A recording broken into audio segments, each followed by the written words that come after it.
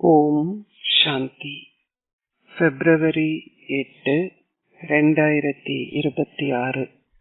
அவ்யக்த பாப்தாதா, மதுபன்.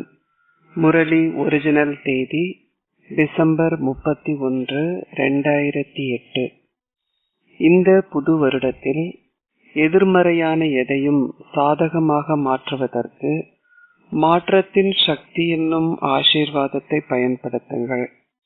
உங்களின் எண்ணங்கள், மூச்சு, நேரம் என்பவற்றை தகுதியான முறையில் பயன்படுத்தி வெற்றி சுரூபம் ஆகுங்கள்.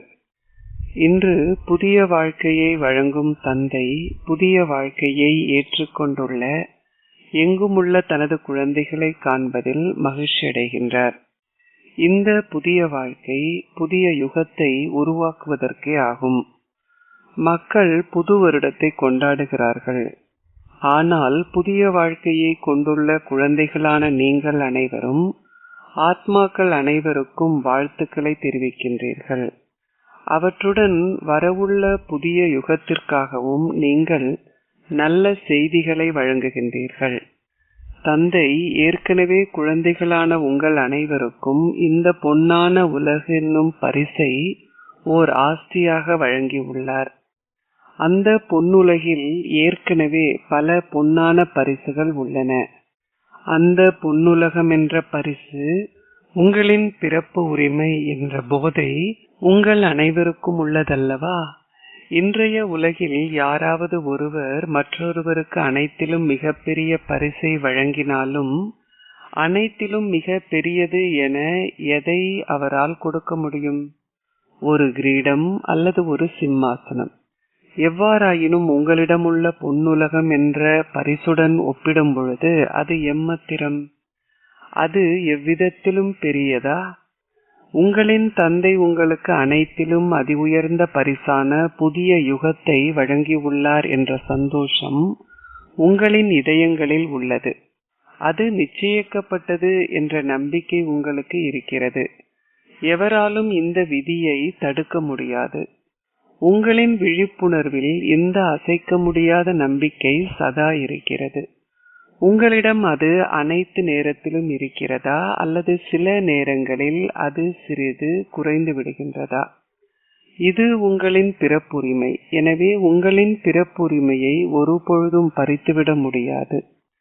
இன்று நீங்கள் அனைவரும் புது வருடத்தை கொண்டாடுவதற்காக வெவ்வேறு இடங்களிலிருந்து வந்துள்ளீர்கள். நீங்கள் புது வருடத்தை கொண்டாடுகின்றீர்கள். எனவே இந்த புது வருடத்திற்காக நீங்கள் என்ன லட்சியத்தை வைத்திருக்கின்றீர்கள்? இது புது வருடத்தில் என்ன விசேஷமான விஷயத்தை நீங்கள் செய்ய போகின்றீர்கள்? இந்த புது வருடத்தின் சிறப்பு இயல்பு என்னவென்றால், நீங்கள் நிச்சயமாக தந்தைக்கு சமமானவராக, சம்பூர்ணமானவராகவும் முழுமையாகவும் ஆக வேண்டும் என்பதே ஆகும். நீங்கள் என்ன முயற்சியை செய்ய வேண்டியிருந்தாலும் நீங்கள் நிச்சயமாக தந்தைக்கு சமமானவர் ஆக வேண்டும் என்பது நிச்சயிக்கப்பட்டுள்ளது. கூறுங்கள், உங்கள் அனைவருக்கும் இந்த உறுதியான எண்ணம் உங்களின் மனதில் உள்ளதல்லவா? நீங்கள் ஆமோதித்து தலையசைக்கலாம். தந்தையும் ஒவ்வொரு குழந்தையும் தந்தைக்கு சமமானவர் ஆக வேண்டும் என்றே விரும்புகின்றார். தந்தை தந்தைதான். ஆனால் குழந்தைகள் தந்தையை விட உயர்ந்தவர்கள்.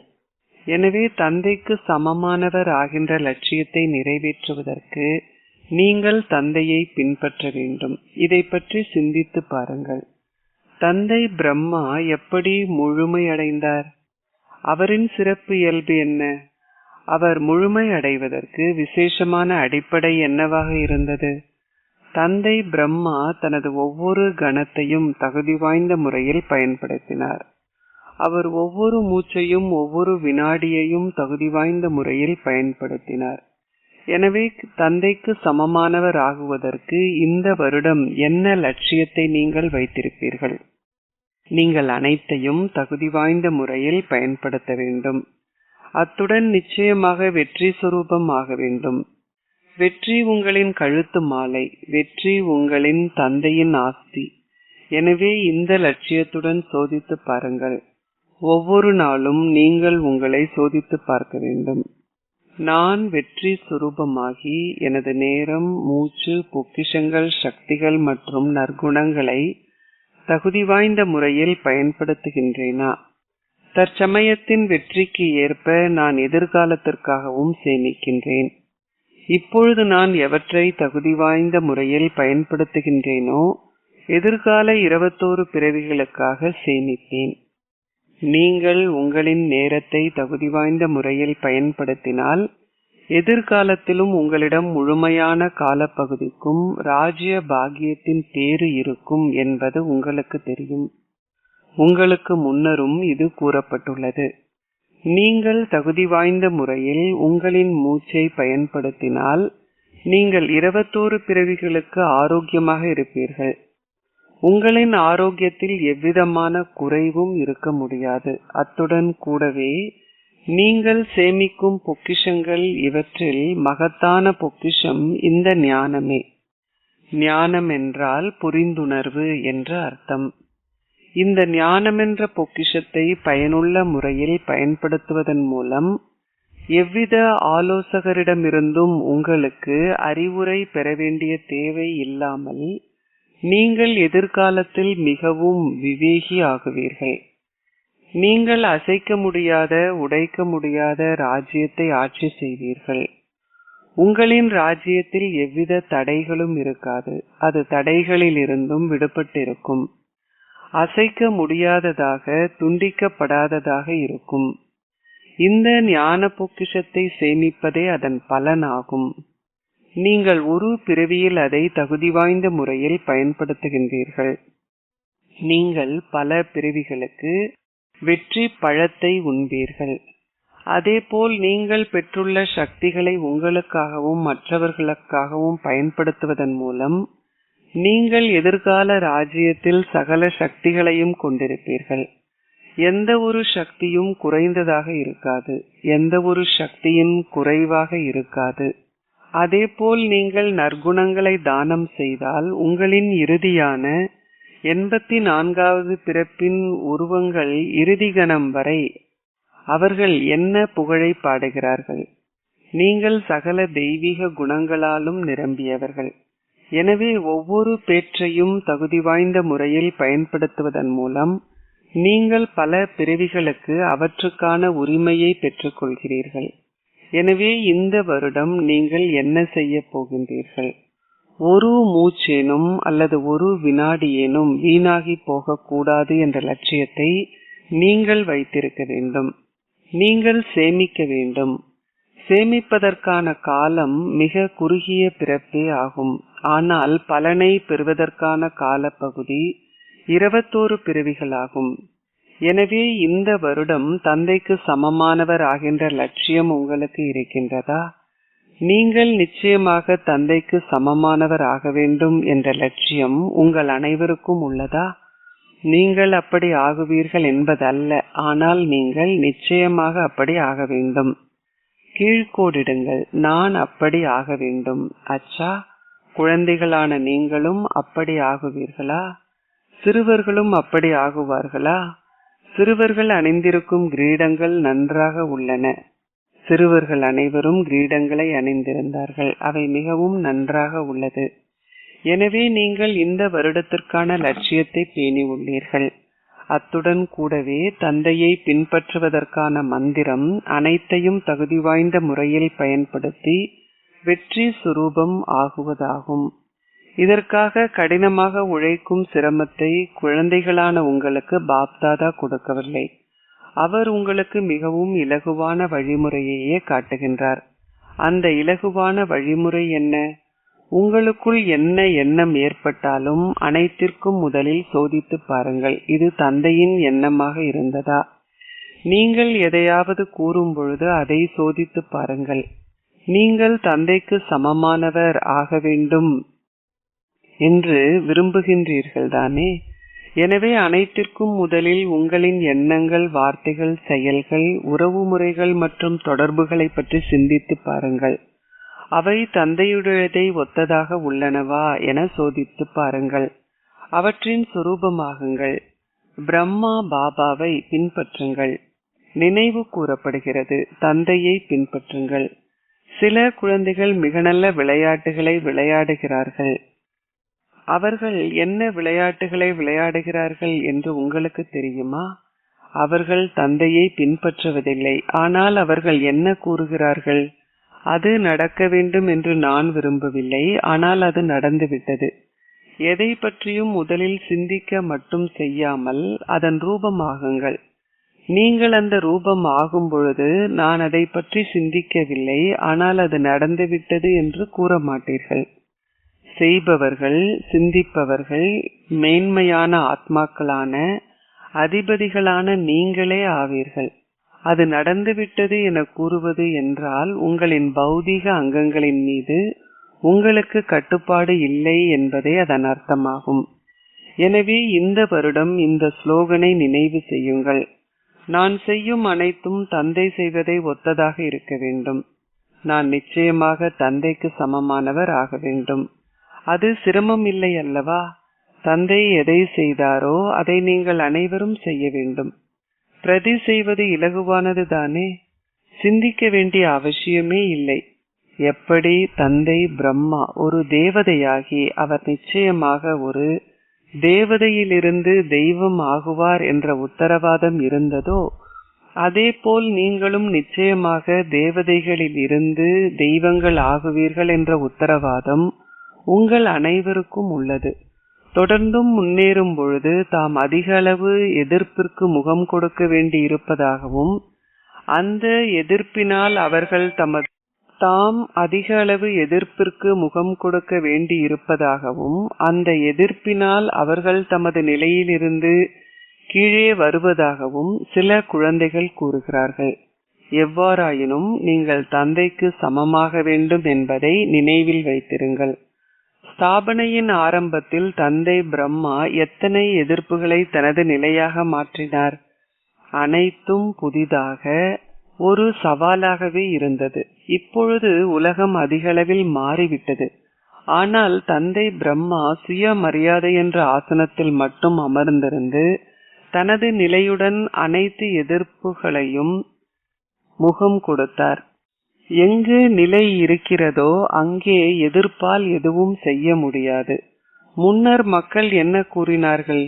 நீங்கள் குழப்பங்களை விளைவித்தீர்கள். எவ்வாறாயினும் அவர்கள் இப்பொழுது என்ன கூறுகிறார்கள்? நீங்கள் அற்புதங்களை செய்கின்றீர்கள்.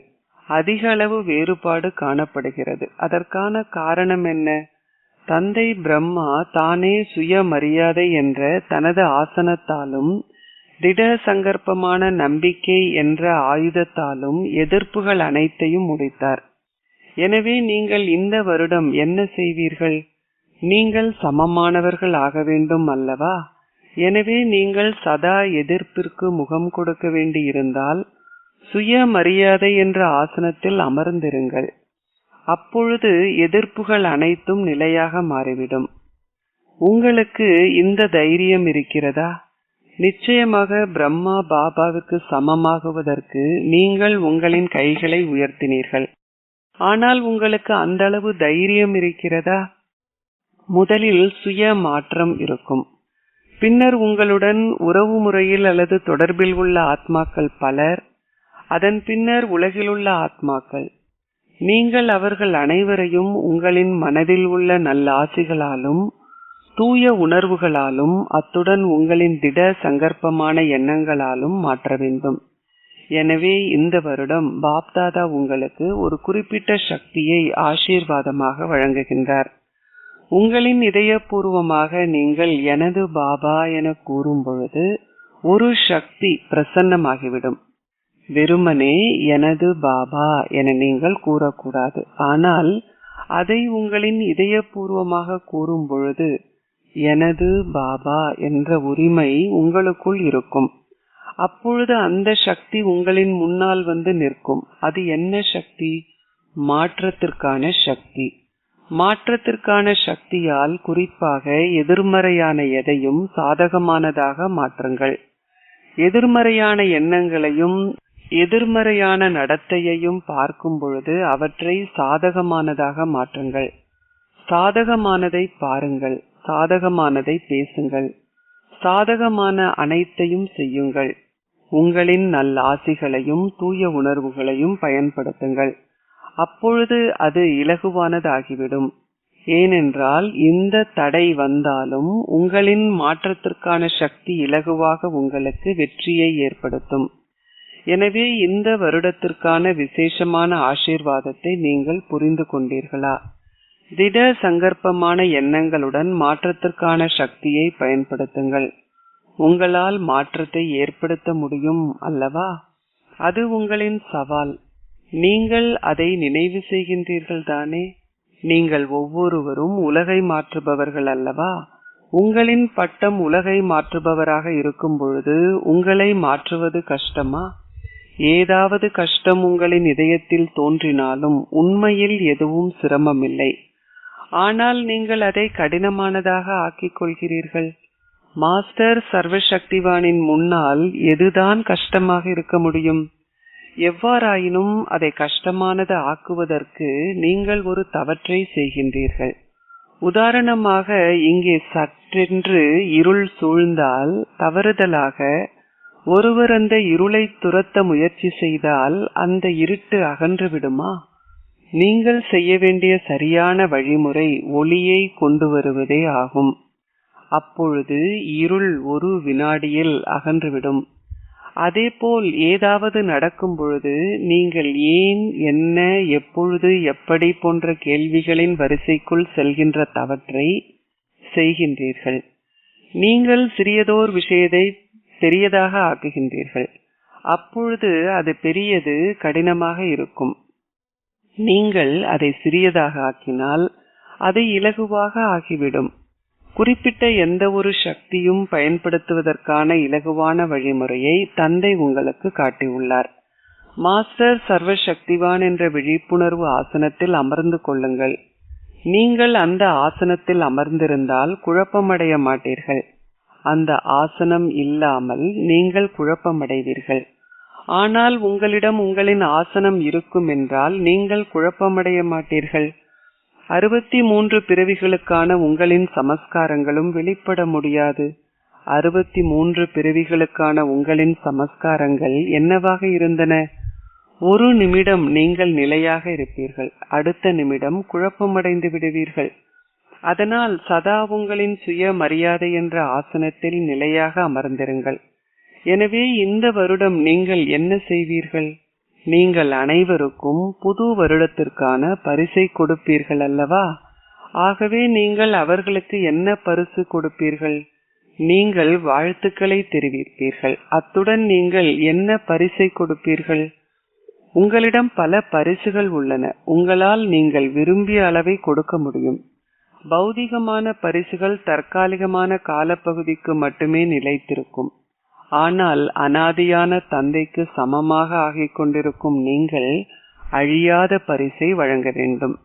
உங்களின் மனதால் சக்திகளின் பரிசை கொடுங்கள். உங்களின் வார்த்தைகளால் இந்த ஞானம் என்ற பரிசை கொடுங்கள். உங்களின் செயல்களால் நற்குணங்கள் என்ற பரிசை கொடுங்கள். உங்கள் அனைவரிடமும் இவை இருக்கின்றன அல்லவா? உங்களிடம் இருந்தால் தலையை அசையுங்கள். உங்களிடம் பல பொக்கிஷங்கள் இருக்கின்றவை தானே? அவை எவையும் குறைவாக இல்லைதானே? நீங்கள் யாருடனும் பழகும் பொழுது நீங்கள் பழகவே வேண்டும். இந்த வருடம் அவர்களுக்கு பல பரிசுகளை வழங்குங்கள். எவ்வாறாயினும் அவர்களுக்கு அழியாத பரிசுகளை வழங்குங்கள்.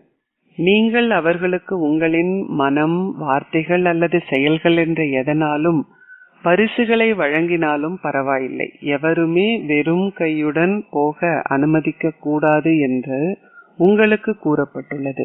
இதற்கு நீங்கள் எப்பொழுதும் ஒரு விஷயத்தில் கவனம் செலுத்த வேண்டும். ஒவ்வொரு கணமும் நீங்கள் உங்களின் சக்திகளின் களஞ்சியத்தை வெளிப்படுத்தி வைத்திருக்க வேண்டும். உங்களிடம் எத்தனை சக்திகள் உள்ளன? உங்களிடம் ஒரு பட்டியல் உள்ளதல்லவா? பேச வேண்டி இருப்பதால் நீங்கள் எப்பொழுதும் உங்களின் மனதில் கடையும் சக்தியை கொண்டிருக்கின்றீர்கள்.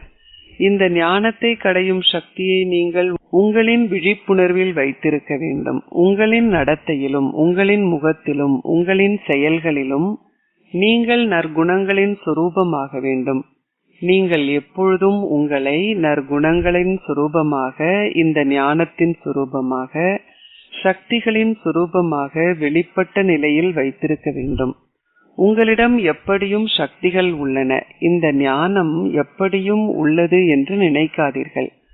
ஆனால் நீங்கள் அவற்றின் சுரூபமாக வேண்டும்.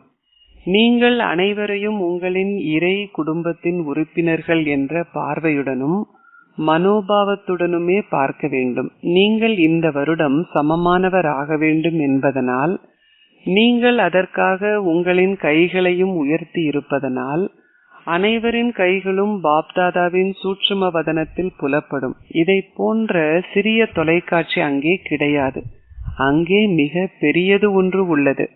பாபாவால் ஒரு வினாடியில் சகல நிலையங்களின் பெரு பேறுகளையும் பார்க்க முடியும். நிச்சயமாக தந்தைக்கு சமமாக வேண்டும் என்ற உங்களின் உற்சாகத்தை பார்த்து பாப் தாதா மகிழ்ச்சி அடைகின்றார். உங்களிடம் சந்தோஷ பாக்கியம் உள்ளது. உங்களிடம் சந்தோஷமான முகங்கள் உள்ளன. அதனால் ஒரு பொழுதும் உங்களின் முகங்களில் அதிகார தோரணை வர அனுமதிக்காதீர்கள். எப்பொழுதும் சந்தோஷமாக இருங்கள். எதையும் செய்வதில் நீங்கள் எவ்வளவுதான் மும்முரமாக இருந்தாலும், நீங்கள் ஒரு தவற்றை சரி செய்யும் பொழுது அல்லது நீங்கள் யாருக்காவது விளங்கப்படுத்தும் போதும் உங்களின் முகமும் உங்களின் வார்த்தைகளும் அதிகார தோரணையுடன் இருக்கக்கூடாது. இந்த வருடம் இந்த மாற்றத்தை ஏற்படுத்துவதன் மூலம் அதை செய்து காட்டுங்கள். வருடம் முழுவதும் எப்படிப்பட்ட சூழ்நிலைகள் வந்தாலும் எப்பொழுதும் புன்னகை செய்து கொண்டிருப்பவர்களுக்கு ஒரு பரிசு வழங்கப்படும். சில சகோதரர்களும் சகோதரிகளும் கூறுகிறார்கள், நீங்கள் அனைவரும் இதயபூர்வமாக உரையாடல்களை செய்கின்றீர்கள்.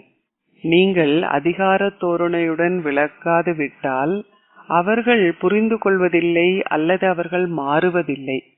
மற்றவர் மாறவே போவதில்லை என்ற உணர்வை நீங்கள் ஏற்கனவே வைத்திருக்கின்றீர்கள். எனவே அந்த நபர் ஏற்கனவே உங்களின் அதிர்வலைகளை பெற்றுவிட்டார். ஆகவே இந்த வருடம் கோபத்திற்கும் அதன் சந்ததிகளுக்கும் விடை கொடுத்து விடுங்கள். இது சாத்தியமா? அதிகார தோரணையை கொண்டிருக்க கூடாது. எதையாவது செய்வதற்கு அல்லது எதையாவது திருத்துவதற்கு அவ்வப்போது கோபம் அடைகின்றவர்களிடம் தந்தை கேட்கின்றார், அதன் மூலமாக மற்ற நபர் திருந்தினாரா? யாராவது அவர்களின் மீது கோபப்படுவதன் மூலம் திருந்தி இருக்கின்றார்களா? இந்த பட்டியலை பாபாவிற்கு காட்டுங்கள். உண்மையில் அவர்கள் மேலும் எரிச்சல் அடைவார்கள். தங்களை திருத்திக் கொள்ள மாட்டார்கள். அவர்கள் தங்களின் மனதில் எதிர்ப்பையே உருவாக்குவார்கள். அவர்கள் வயதானவர்களாக இருந்தால் தமது மனதில் எதிர்ப்பை உருவாக்குவார்கள். ஏனென்றால் அவர்களால் எதையும் கூற முடியாமல் இருக்கும். ஆனால் அவர்கள் இளையவர்களாக இருந்தால் அழ ஆரம்பித்து விடுவார்கள். எனவே இந்த வருடம் நீங்கள் செய்ய வேண்டிய சகல விஷயங்களையும் பற்றி பாபா உங்களுக்கு கூறுகின்றார். உங்களுக்கு இது பிடித்திருக்கிறதா? நீங்கள் இதை செய்ய போகின்றீர்களா? இப்பொழுது உங்களின் கைகளை நீங்கள் உயர்த்தலாம். நீங்கள் அதை செய்ய போகின்றீர்களா? தொலைக்காட்சி கேமராவை வைத்திருப்பவர்கள் அவர்களின் புகைப்படங்களை எடுத்துக் கொள்ளுங்கள். உங்களின் கைகளை உயர்த்துங்கள். அவற்றை உயர்த்துங்கள். கேமரா மேன் புகைப்படத்தை எடுக்கின்றார். எனவே பாப்தாதா காலத்திற்கு ஏற்ப இந்த நேரத்தில் வேகம் தற்சமயம் துரிதமாக உள்ளது என்பதை பார்த்தார். எனவே யார் காலத்தை எதிர்க்க போகின்றவர்கள்? நீங்களே அதை செய்ய போகின்றீர்கள். நீங்கள் சந்தோஷமற்ற ஆத்மாக்களின் அழைப்பை, பக்தர்களின் அழைப்பை, காலத்தின் அழைப்பை அந்த அளவு கேட்பதில்லை என்பதை பாப்தாதா பார்த்துள்ளார். அந்த அப்பாவிகளுக்கு எவ்வித தைரியமும் இல்லை. எனவே குறைந்தபட்சம் அவர்களால் பறக்கக்கூடிய அளவிற்கு அவர்களுக்கு ரெக்கைகளை கொடுங்கள். அவர்களுக்கு தைரியம் மற்றும் ஊக்கம், உற்சாகம் என்ற ரெக்கைகளை வழங்குங்கள். அச்சா, எங்குமுள்ள குழந்தைகளான நீங்கள் பாப்தாதா உங்களுக்கு வழங்கிய வீட்டு பாடத்தை நடைமுறையில் செய்து அதன் அச்சாட்சியை வழங்குகின்றீர்கள். தகுதி வாய்ந்த குழந்தைகள் ஆகுவதன் மூலம் நீங்கள் அந்த விளைவை காட்டுவீர்கள். எனவே எங்குமுள்ள குழந்தைகளான உங்கள் அனைவருக்கும் இதயபூர்வமாக அதிக அளவு அன்பும் கனிவும், அத்துடன் கோடானு கோடி மடங்கு அன்பையும் நினைவுகளையும் ஏற்றுக்கொள்ளுங்கள்.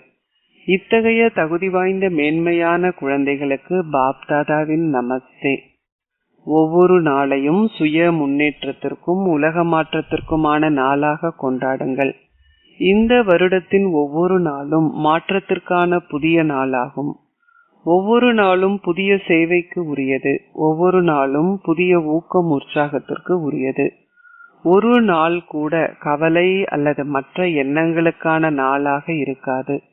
ஒவ்வொரு நாளும் இரவும் ஊக்கத்துடனும் உற்சாகத்துடனும் கழிய வேண்டும். இந்த புது வருடத்தில் நீங்கள் நிச்சயமாக உங்களுக்காகவும் உலகிற்காகவும் சேவைக்காகவும் ஒவ்வொரு நாளும் ஏதாவது புதியதை செய்ய வேண்டும். இத்தகைய திட சங்கல்பமான எண்ணத்தை கொண்டிருந்து காலத்தை நெருக்கமாக கொண்டு வாருங்கள். முழுமையடைந்து தந்தைக்கு சமமானவராகி நீங்களும் பறப்பதுடன் மற்றவர்களையும் தொடர்ந்து பறக்கச் செய்யுங்கள். அச்சா, ஆசீர்வாதம். நீங்கள் ஓர் அதிபதியாகவும் குழந்தையாகவும் இருந்து ஒவ்வொருவரின் அறிவுரைக்கும் மதிப்பளிப்பதன் மூலம் முழு உலகிடமிருந்தும் மரியாதையை பெறுவீர்களாக. ஒருவர் இளையவரோ அல்லது வயதானவரோ நிச்சயமாக ஒவ்வொருவரின் அறிவுரைக்கும் மதிப்பளியுங்கள். ஏனென்றால் எவருடைய அறிவுரையையும் நிராகரித்தல் என்றால் உங்களையே நிராகரிப்பதாகும். ஆகவே ஒருவர் வீணானவற்றை பேசும் பொழுது அதை தடுக்க வேண்டி இருந்தாலும் அனைத்திற்கும் முதலில் அவர்களுக்கு மதிப்பையும் மரியாதையையும் கொடுங்கள். பின்னர் அந்த திருத்தத்தை கொடுங்கள். இதுவே சரியான வழிமுறையாகும். இந்த முறையில் நீங்கள் மதிப்பளிக்கும் சமஸ்காரத்தால் உங்களை நிரப்பிக் கொள்ளும் பொழுது நீங்கள் உலகிடமிருந்தும் மரியாதையை பெற்றுக் கொள்வீர்கள். இதற்கு ஓர் அதிபதியாகவும் ஒரு குழந்தையாகவும் ஓர் அதிபதியாகவும் இருங்கள். உங்களின் புத்தியானது எல்லையற்றதாக நலம் விரும்பும் ஆசிகளால் நிரம்பி இருக்க வேண்டும். ஸ்லோகம்: எப்பொழுதும் உங்களின் சகவாசம் என்ற விழிப்புணர்வின் திலகத்தை இட்டுக் கொள்ளுங்கள். இதுவே சுஹாக், அதாவது திருமணம் செய்திருத்தல் என்பதன் அடையாளமாகும். அவ்யக்த இஷாரா: ஒற்றுமை மற்றும் நம்பிக்கை என்ற சிறப்பியல்பால் வெற்றி நிறைந்தவர் ஆகுங்கள். ஒற்றுமையை ஏற்படுத்துவதற்கு நீங்கள் 2 விஷயங்களை கிரகிக்க வேண்டும். ஒன்று, ஒரே ஒருவருக்கு சொந்தமாக இருத்தல். எப்பொழுதும் ஒரே ஒருவரின் பெயரை எடுத்துக் கொள்ளுதல். இரண்டாவதாக, உங்களின் எண்ணங்கள், உங்களின் நேரம், இந்த ஞானம் என்ற உங்களின் பொக்கிஷங்களில் சிக்கனமாக இருங்கள். அனைவரும் ஒரே ஒருவருக்கு சொந்தமாகவும் சிக்கனமாகவும் இருந்தால் பல்வகை வேறுபாடுகள் அனைத்தும் ஒரே ஒரு தந்தைக்குள் அமிழ்ந்துவிடும். ஓம் சாந்தி.